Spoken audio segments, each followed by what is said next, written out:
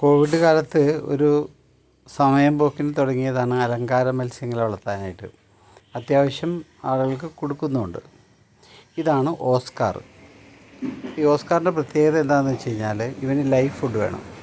ജീവനുള്ള മീനിനെ അടിക്കുന്നതാണ് ഇപ്പം നമ്മൾ കണ്ടത്.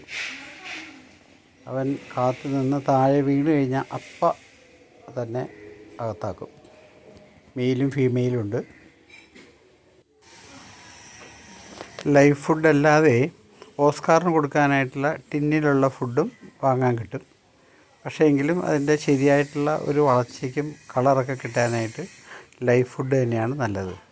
ഗപ്പി, പ്ലാറ്റ, മോളി ഇങ്ങനെയുള്ള സാധനങ്ങൾ കാലത്ത് ഒരു 2 കൊടുത്താൽ മതി. അന്നത്തെ ദിവസം മുഴുവനും ആൾ ഹാപ്പി ആയിരിക്കും. നമ്മൾ ഫുഡ് കൊടുക്കാനായിട്ട് വരുന്നത് വളരെ കൃത്യമായിട്ട് നമ്മളെ നോക്കി അവൻ മനസ്സിലാക്കും, നമ്മളായിട്ട് കമ്മ്യൂണിക്കേറ്റ് ചെയ്യും.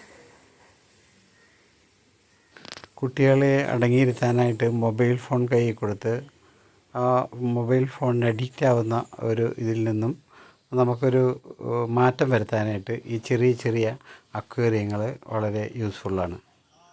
വീട്ടിൽ അധികം സൗകര്യങ്ങളൊന്നും വേണ്ട. അത്യാവശ്യം ഒരു ചെറിയ അക്വേറിയം എല്ലാവർക്കും ഈസി ആയിട്ട് സെറ്റ് ചെയ്യാവുന്നതാണ്. Okay, thank you.